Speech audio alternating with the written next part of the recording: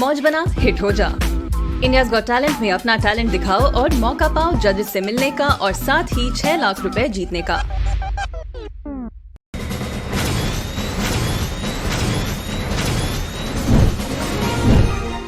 नमस्कार, one India Hindi में आपका स्वागत है। मैं हूं राहुल कुमार। उत्तर प्रदेश समेत 4 राज्यों के विधानसभा चुनाव के नतीजे आ चुके हैं। इस चुनाव में 4 राज्यों में कमल खिला है, लेकिन पंजाब में आम आदमी पार्टी की झाड़ू चली है। उत्तर प्रदेश, उत्तराखंड, पंजाब, गोवा और मणिपुर के विधानसभा चुनाव में कांग्रेस को करारी शिकस्त का सामना करना पड़ा। किसी भी राज्य में कांग्रेस का हाथ मजबूत नहीं दिखा और कांग्रेस ने अपनी हार स्वीकार कर ली है। कांग्रेस प्रवक्ता रणदीप सुरजेवाला ने प्रेस कॉन्फ्रेंस कर चुनाव में पार्टी के निराशाजनक प्रदर्शन को लेकर कहा कि वो इस जनादेश से सबक लेगी और आत्मचिंतन करते हुए नए बदलाव और रणनीति के साथ सामने आएगी। विवेक, फैसले और निर्णय पर कभी भी सवाल नहीं उठाया जा सकता, ऐसा हमारा मानना है। 5 राज्यों में चुनाव परिणाम कांग्रेस पार्टी की आशा के विपरीत रहे हैं। हमें उत्तराखंड, गोवा और पंजाब में बेहतर परिणामों की अपेक्षा थी, लेकिन हम ये स्वीकार करते हैं कि हम जनता का आशीर्वाद पाने में असफल रहे। पंजाब में सरदार चरणजीत सिंह चन्नी जी के रूप में हमने एक विनम्र, स्वच्छ और धरातल से जुड़ा नेतृत्व देने का प्रयास किया, लेकिन सरदार अमरिंदर सिंह जी के नेतृत्व में 4.5 साल की सत्ता विरोधी लहर से नहीं उबर पाए। जनता ने बदलाव के लिए मतदान किया। हम जनता के इस जनादेश को स्वीकार करते हैं और आम आदमी पार्टी श्री भगवंत मान, श्री अरविंद केजरीवाल को मुबारकबाद देते हैं। उत्तर प्रदेश में हम कांग्रेस पार्टी को जमीनी स्तर पर पुनर्जीवित करने में तो सफल रहे, पर हम उस जनमत को सीटों में नहीं बदल पाए।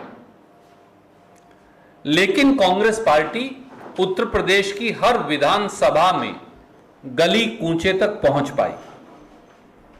हम उत्तराखंड और गोवा में बेहतर चुनाव तो लड़े, पर जनता का मन नहीं जीत पाए, विजय के आंकड़े तक नहीं पहुंच पाए।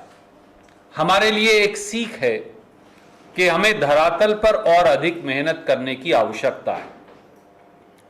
हमने इस चुनाव को जातिवाद और धार्मिक ध्रुवीकरण के मुद्दों से दूर रख जनता के मुद्दों पर वापस लाने का सतत प्रयास किया।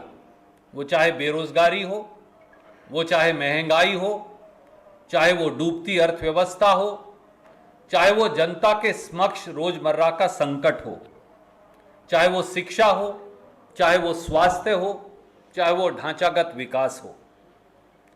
परंतु यह भी सच है कि भावनात्मक मुद्दे जनता की जिंदगी से जुड़े इन मुद्दों पर कहीं ना कहीं हावी हो गए। हम चुनाव हारे या जीतें, लेकिन भारतीय राष्ट्रीय कांग्रेस देश की जनता के साथ लगातार खड़ी है।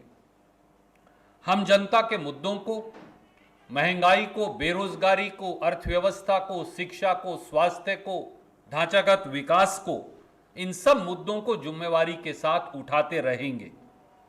हम हार के कारणों पर गहन दृष्टि से आत्म मंथन और आत्म चिंतन दोनों करेंगे, संगठन पर काम करेंगे और भविष्य में और बेहतर प्रयास करेंगे।